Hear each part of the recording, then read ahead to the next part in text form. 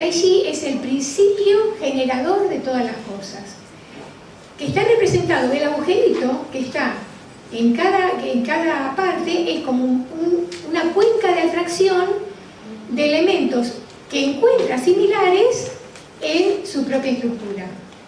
Por eso es que en el símbolo tradicional de Yin Yang, en la parte blanca tiene el circulito negro y en la parte negra el circulito blanco, porque la unión surge de las semejanzas que encontramos en la otra estructura. Entonces, la estructura geométrica del atractor de Lorentz, fíjense cuántas similitudes tiene con esta imagen del Yin Yang, que tiene dos cuencas de atracción y una trayectoria que va y viene entre ambos estados. Entonces, las teorías del caos representaron un punto de viraje, porque el caos, como la entropía, presenta una estructura. Y ese fue el general hallazgo de Lee que quedó en la nada. El atractor modeliza, el modelo de atractor modeliza los estados complementarios, no modeliza los opuestos.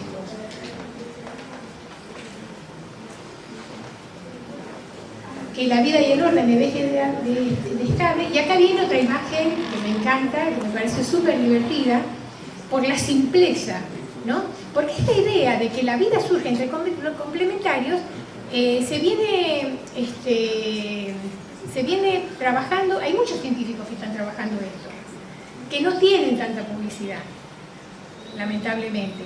Y encontré este experimento, esta modelización, que se me ocurre que y traté de buscar a ver si encontraba el autor o la autora, y la verdad que no lo pude encontrar. Encontré que fue publicado en el 2006, pero que el trabajo tiene unos ciertos años. Y yo presumo de que se le ocurrió a una científica, no a un varón, porque el tema atañe a los broches de ropa. O sea,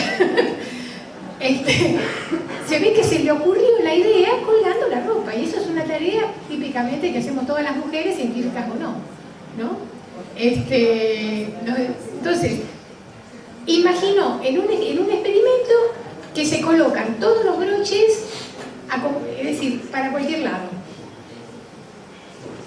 Esa es la entropía, y si uno los deja solos, van a estar cada vez más desordenados, cada uno por su lado.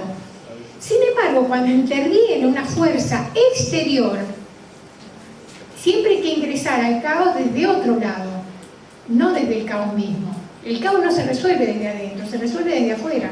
Entonces hay que una fuerza exterior, como el viento, que va interactuando con las partes armoniosas, con las estructuras armoniosas de las posiciones, se va armonizando con las posiciones, para decirlo de alguna manera, con las posiciones de los broches, y lo que muestra la modelización de la computadora es que al cabo de un tiempo los broches terminan ordenaditos, uno a cada lado, en los extremos de la cinta. Es decir, esto parece una pavada, pero esconde la idea que están trabajando muchos científicos, que la vida y el orden pueden emerger del desorden. Y acá traté de hacer una modelización de las similitudes entre el Yin Yang en el universo con las cuencas de atracción y lo que pasa realmente en el universo con las galaxias, donde estos puntos, estos planetas serían los modos en que se van tratando de incorporar y encontrar los puntos complementarios. ¿Ve? También las similitudes con el Taijito y la mariposa de Lorentz, hasta de lo formal, ¿no? Porque presentan dos cuencas de atracción, dos estados diferentes. Entonces, y acá, bueno, brevemente, los modelos complejos cualitativos, un breve repaso sobre lo que vengo trabajando yo hace muchos años, porque así como los modelos complejos se pueden aplicar al espacio estelar, a los fenómenos cotidianos, se me ocurrió aplicarlos sobre cuestiones sociales. Entonces, la premisa es que la estructura geométrica del atractor, por cuanto formaliza el sentido de una trayectoria que resulta impulsada por la sumatoria de trayectorias posibles, entre estados complementarios, proporciona una formidable herramienta metodológica para abordar procesos sociales que supera con creces la clásica dialéctica entre opuestos como única opción. Entonces, basado en eso, brevemente tomé la idea de considerar a cada teoría científica como una estructura y tratar de vincularla de manera complementaria. Y lo apliqué en una tesis, lo apliqué sobre un caso y se notó, se pudo hacer el seguimiento de las pequeñas transformaciones hasta que hubo una metapauta, o sea, una idea que resume y cambia y resulta sumamente novedosa y que es reintroducida y retroalimenta después el sistema. Esto es como para tener una idea, ¿no? Y en el dibujito figuraba, este es el resultado final. Bueno, entonces visto hasta aquí, las geometrías de la complejidad, de atractor, fractales, que en el año 1975 se introdujo el tema de que el periodo 3, el tercer periodo, el tercer planeta, el caótico implica caos, introdujo el término caos en física y la estructura del atractor caótico como hallazgo, ¿no? Que en todo sistema dinámico hay trayectorias inestables, pero dentro de estructuras estables. Sin embargo, en el año 1975, fue el año que me casé también, en el año 1975, Mandelbrot definió lo que es el fractal e impulsó la geometría fractal. Pero ahora vamos a ver entonces qué son los fractales. Acá vemos de un lado ejemplos de atractor o modelos mariposa y del otro lado fractales. Que como ven hay sistemas fractales naturales, porque hay una esquemita del sistema nervioso. Ahora, ¿qué son los fractales? La geometría fractal es también conocida como la geometría de la naturaleza. La palabra fractal, enunciada por Mandelbrot, proviene del latín y significa roto y quebrado.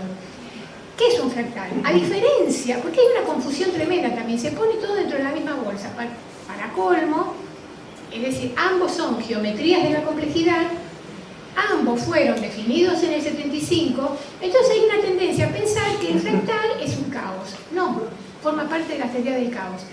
El fractal, junto con los modelos de atractor, forma parte de las geometrías de la complejidad, no necesariamente del caos. Porque al contrario, si hay algo que caracteriza a los fractales, es la regularidad y el orden. Entonces no tiene nada que ver con el caos, son objetos geométricos que son funciones matemáticas, porque se pueden realizar, la novedad de Mandelbrot fue que se pueden realizar por computadora, que se va repitiendo siempre la misma forma. Arranca con una forma chiquitita, cualquiera, que se repite, y ahí termina el fractal. Y da lugar a estas figuras preciosas realizadas por computadora. ¿Cómo se genera un fractal? Se elige una imagen generadora, que puede ser cualquiera, se elige un algoritmo de transformación de imagen generadora y se itera o se repite, por eso se llama sistema de funciones iteradas. Es una reiteración de la misma figura. Y produjo una revolución. Acá también tenemos que distinguir no solamente entre el fractal y el modelo mariposa, sino entre fractales de cálculo, que son los que se hacen con la computadora, y los fractales en la naturaleza, que esta es la maravilla. Cómo la informática descubrió patrones regulares en la naturaleza, como en las flores del brócoli, en las quebraduras del desierto, de la tierra seca. Y esta tercera imagen me encanta, es de un río, una ribera vista desde arriba. Hay distintos tipos, los árboles, el sistema circulatorio, el modo en que se ordenan las semillas de girasol, los rayos, los helechos, los copos de nieve. Sin embargo, y acá de nuevo, los pueblos nativos ya habían captado esta idea del fractal. Fíjense ustedes que hay una aldea africana en que dispuso de forma fractal todas las viviendas. Y esta es una ruina, o sea que la aldea tiene un montón de años. Y esta es una aldea moderna realizada en cemento con la misma idea fractal. Bueno, también son conocidos y clásicos los peinados fractales, ¿no? Las trenzas, los peinados trenzados, que arranca con trenzas grandes y se va trenzando todo el cabello hasta terminar en trenza finita, es un fractal también. Se descubrió un espejo celta muy antiguo con diseños fractales y hay mostacillas o bordados fractales. ¿Qué hora es? Me parece que... estos son diseños fractales. Y ahora vamos a ver las aplicaciones en medicina, porque no solamente para saber, los nativos se dieron cuenta de que tampoco le pusieron el nombre fractal a los nativos. Ellos tomaron la idea del patrón, captaron algo en su vista, en su visión de la naturaleza, que hay un patrón y esa es la idea que repitieron en su vida cotidiana. Pero no le llamaban fractal ni se les ocurrió sacarlo por computadora. Es retomada la idea por Mandelbrot y publicitada. Pero la idea original, tengan en cuenta que no fue de Mandelbrot, sino que ya se les había ocurrido a otros mucho antes. Y un detalle al margen, inclusive lo que le dio también mucha publicidad a los fractales fue la cadena de animación Pixar. Los primeros trabajos de Pixar se presentaban con el problema que eran poquitos empleados y los dibujitos animados, las animaciones por computadora, dan mucho trabajo porque hay que dibujar mucho, hay mucho dibujo a mano. Es decir, hay cosas que todavía en esa época no se habían resuelto. Y a uno de los dibujantes, a uno de los, no sé si fue un dibujante o a uno de los directores, se le ocurrió incorporar un programa de fractal para hacer computarizado el fondo y después, bueno, sí hacer a mano todos los dibujitos que se van moviendo arriba. Y fue un hallazgo, porque utilizaron el algoritmo del fractal para hacer montañas, todas regulares, para dibujar árboles, para dibujar bosques, con un algoritmo. Así que eso le dio un enorme impulso también al algoritmo del fractal. Pero bueno, vamos a ver ahora ejemplos, no solo de los sistemas dinámicos, sino de los fractales en medicina. Stonehenge podría ser un fractal. Stonehenge, las piedras ubicadas en el Escocia, porque se repiten en distintos lugares del país.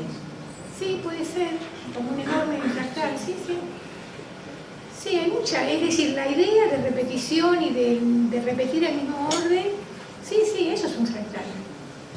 Bueno, esta es la captura de pantalla de un trabajo de Leon Glass que fue publicado en Nature, que es una de las revistas top de ciencia. Es un profesor canadiense trabajando aplicando los modelos de sistemas dinámicos sobre el ritmo cardíaco. Dinámicas no lineales, caóticas y ritmo cardíaco. Eso es algo con lo que ustedes ya se van a familiarizar, o ya conocen, de que el ritmo del corazón no es. Justamente se caracteriza porque va fluctuando en distintos momentos del día.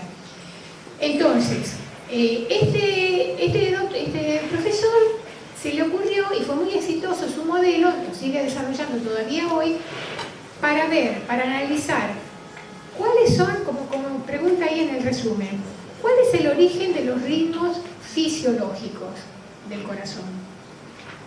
¿Cómo interactúan los ritmos entre sí, con el resto de ritmos biológicos del cuerpo y con el entorno? Y sobre todo, ¿cómo podemos desarrollar mejores métodos para controlar o para advertir cuando un ritmo deja de ser normal o consecuente o característico de una cierta situación y cuando es patológico? Así que ven, es una aplicación muy novedosa de los sistemas dinámicos no lineales. Esta es la fotito de Leon Glass. Pero también, relacionado con esto, con los ritmos cardíacos, hay un modelo, se diseñó un modelo fractal, pero esta vuelta del electrocardiograma. También para detectar estados patológicos a partir del estudio comparativo de una cantidad N de población. Se analiza una cantidad N de población, se comparan los registros, el patrón visual, el patrón fractal de los registros de los electros, y donde los casos donde haya mucha diferencia con el resto, ahí pasa algo. ¿Se dan cuenta? Eso es una aplicación de los métodos del fractal a la medicina. Y hay otro programa fractal que se llama el fractal de cálculo, que va tomando un molde, una base, pero va proyectando al futuro determinadas irregularidades. Esto se aplicó mucho por el carácter predictivo.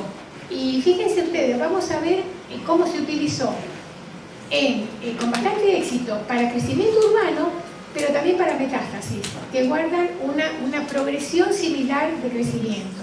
Son modelos predictivos. No quiere decir que vaya a salir, que sean seguros, pero la experiencia ha demostrado que revelan cierto grado de realidad. Entonces, el carácter predictivo, porque las formas de agregación son fractales, se repiten, son recursivas, y que a mayor fractalidad hay mayor presunción de organicidad y autoorganización. Se va organizando de manera similar en todos los casos. Este es un programa, también una captura de pantalla de un programa para hablar del crecimiento urbano. Una es la ciudad en ese momento y otro cómo se la postula a futuro, ¿no? Como la ocupación del espacio, más bien. No remite al tipo de casa y demás, sino al modo en que se ocupa el espacio. Este es un ejemplo, este es otro, y este es una comparación de la entre neoplasmas malignos y crecimiento urbano, que desde la forma son similares. Se aplica el mismo programa y se tienen en cuenta los mismos elementos. Entonces, las analogías es que se te toman en cuenta las metástasis, el crecimiento rápido, el tipo de progresión, el tipo de escalas, la topología. Es decir, son programas que han sido efectivos para este caso. Bueno, y ahora vamos a ver rápidamente una galería de fractales. Estos son bellísimos. Son hechos con computadora. Estos ya son vegetales, estos ya son fractales de la naturaleza. Esta es una plantita que tenemos mucho en casa. Esta es la desembocadura de un río también. Esta es un deshielo, que también tiene un patrón fractal.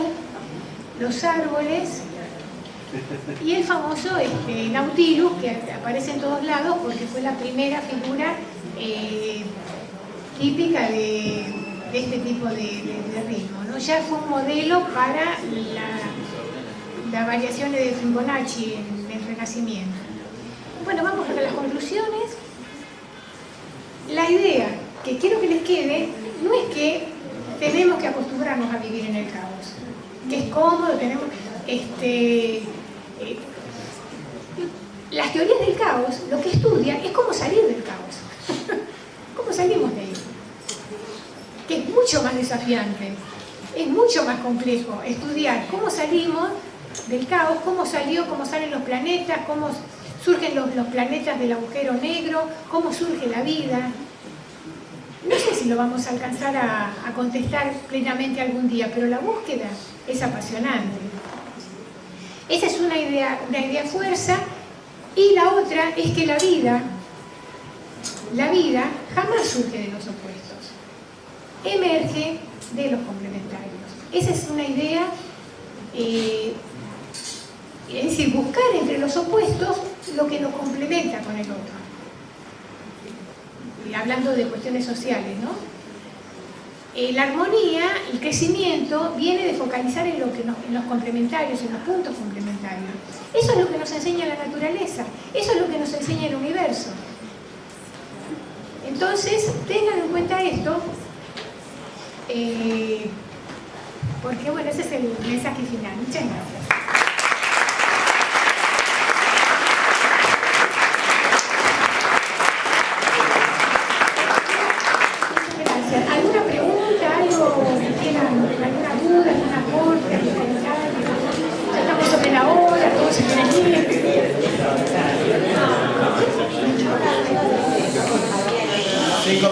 había dicho que los fenómenos previsibles, por ejemplo,